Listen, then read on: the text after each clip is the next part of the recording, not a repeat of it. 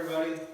This is probably the most intimidating part to the first time, second time, even third or fourth time you're using your paint sprayer.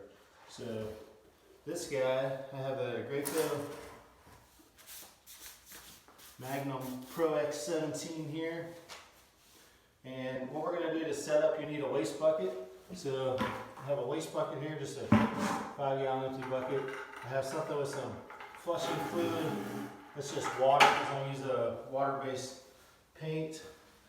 I have my initial 5 gallons of ceiling paint that I'm going to use. And that is going to serve as my way to prime the line initially. And then because there's two different ways to store your paint sprayers. You can do a short-term storage, the manual says for 2 days or overnight. That way you can leave it in the whatever you're spraying your paint, and then the next day you can kind of seal that stuff up. Then the next day, after you clean, you still need to clean your gun and your tips because that paint that's already been come out of the gun. So when I say tip, your orange tip, this is a 515 spray tip on here. You'll want to take these apart just with at the screws and clean those up with a little wire brush. And then on the other end, you have a small orifice in there that you can see. Now you'll want to take that out and clean it with just water and your hands and a little bit of wire brush as well. So what you'll do is you'll get ahead and we're going to hold our gun out. We've put this in long-term storage, so you may or may not be able to see kind of the blue color in this hose. That's pump armor, and what that's going to do is prevent any corrosion and locking of my paint pump inside of the airless sprayer. Now inside the hose, you never want your hose to be totally empty. So if you do a short-term storage, you're just going to leave that paint in there that you used from the day before because it's going to come out of the line the next day. And if you do a long-term storage, what you're going to do is you're going to flush that out with water and leave the water in there. So it's essentially a pressure lock and the water's in there. So to get started, the first thing I'm going to have to do is prime the pump with my new ceiling paint that I'm going to use, and then I'm going to have to get the water out of the line and go get ready to paint. So first thing I'm going to do is take the lid off of my ceiling paint there. Nice white. Then make sure your sprayer's plugged in, obviously. And you have two lines. You'll have a main suction line that has a small braided filter on it. I just replaced this today because I was starting to get some collection of paint debris inside of my filter, and I didn't want that to get sucked into my pump. So we're going to start by putting that down into the paint. We'll take the discharge line, kind of the waste overflow line. I'm going to stick that in my waste bucket. I'm going to put it down to the pump to the prime position.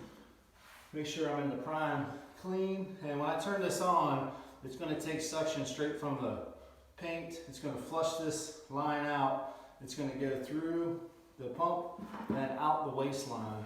Now the manual says to prime that twice before I do it, so there's a little prime button on there. It's kind of hard to push and it doesn't go in very far, but I'll do it. So now I'm going to turn on and just wait for a little bit of paint to come out, and I'll hold this up so you can kind of see what's happening. So right now it's still blue. It's going to take about 5 to 10 seconds. Still moving on, getting some suction, and just like that, I have my paint coming out. You can see the drips. You don't want to let that run for too long because you're just going to be wasting the paint. So The other thing to take into consideration when you're doing your paint spraying is if you use a gallon of paint and you have a 50-foot hose, about 1/3 to a half of that gallon is going to get used just to prime the pump and to fill all that hose. So by the time you start with that 1 gallon of paint and you're ready to spray, you're looking at your can and you're almost down to half full, maybe 2/3. And then the other thing to consider is the suction. Will only take suction down to about 1.5 to 2 inches from the bottom. So sometimes you need to maybe tilt the can a little bit to prop it up and get the suction. And that's why typically it's better to, if you need a big job, to a 5-gallon bucket so you can get more suction. You don't have to keep changing that out. And sometimes if I'm using just 1 gallon at a time, I'll get the hose all set up, get the sprayer all set up, and then pour some of the fresh gallon into the gallon that I have my suction hose out of. That way it will, I'll have a fresh gallon to start with, and I'll get a better idea of how much paint I'm actually using. So now that I have the pump primed, the next thing I need to do is get my spray gun and hose ready. So right now I have water in the line. I'm going to take my line here and switch it from the directional from the suction to the discharge. Now it's going to get suction to the pump to this discharge. So what I'm going to do, I'm going to unlock the trigger. There's a little safety on here, and I'm going to depress. And whenever I turn it on, I'm still on the prime clean. It's going to start coming out. The water's going to come out, and I'm going to wait for the paint to come out, and then I'll know that I can hook my tip up on top of that. You can see the clear water coming out at this point.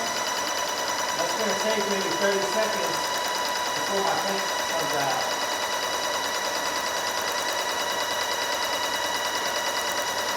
So get clear water.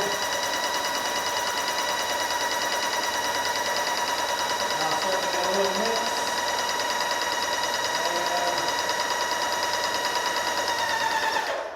And there we go. Now I have just the paint. You don't want to cut it off as soon as you see a little change in color, because your paint's still going to be watery because the two are mixing.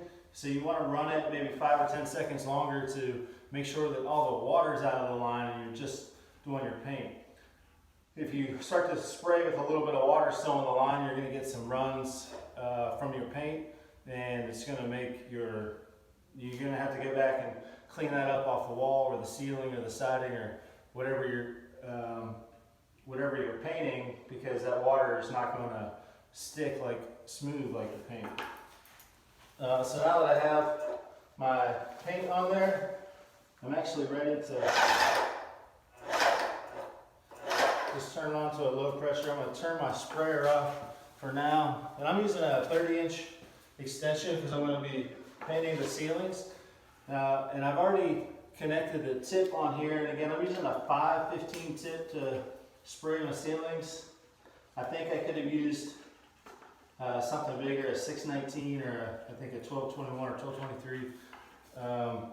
However, I wanted to use this 5/15 because I've sprayed about 25 or 30 gallons with it, and a tip maybe be good for 50 to 70 gallons.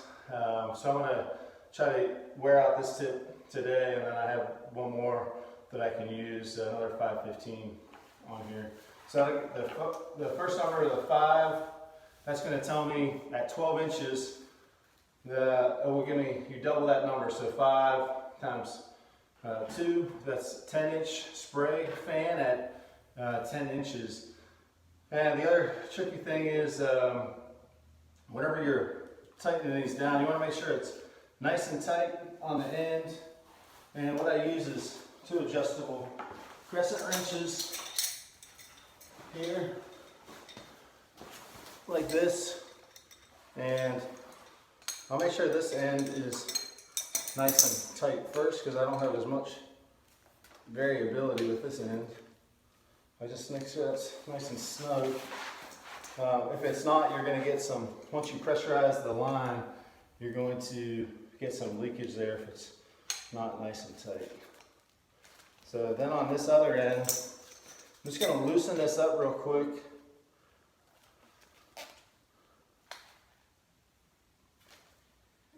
Get it nice and snug.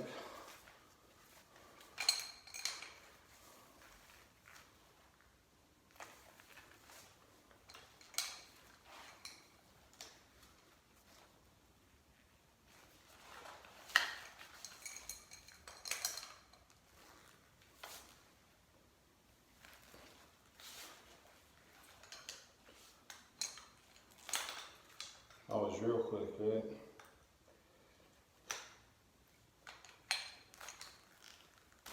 There we go. So I just loosen that up, and what I want to do is I want to make sure when I tighten this up, that when I'm holding my gun like this, I actually want my tip to be up here at the top, just to give me a better frame of reference for consistency, so that you can tighten down your spray tip. And then what I do is I just offset it a little bit to the right. I know I need to turn it back this way to tighten it up.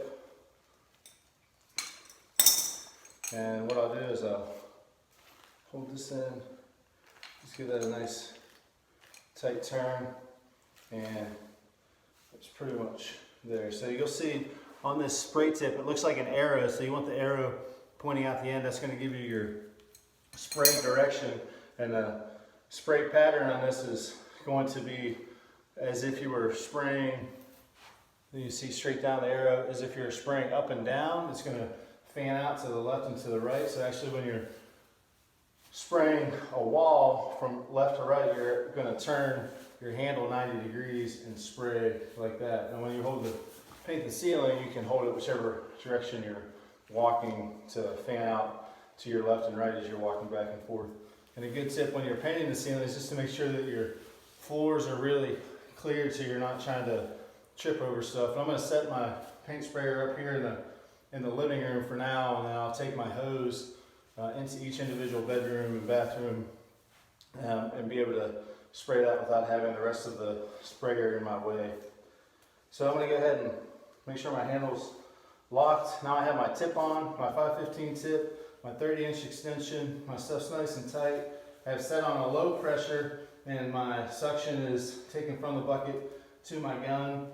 The only thing I have to do from here is put the rest of my Tyvek suit on. Put my sock cap on for my face, my respirator. And you can see I like to wear goggles whenever I'm spraying, especially ceilings, just because you get the paint dust and vaporized paint particles come down, and they always get in my eyes a little bit. So I wear those just to keep, because you're looking up the whole time, craning your neck. And yeah, we'll go from there, and we'll take some time-lapse videos to that everybody can kind of see the process and progress on there. All right, thanks for now.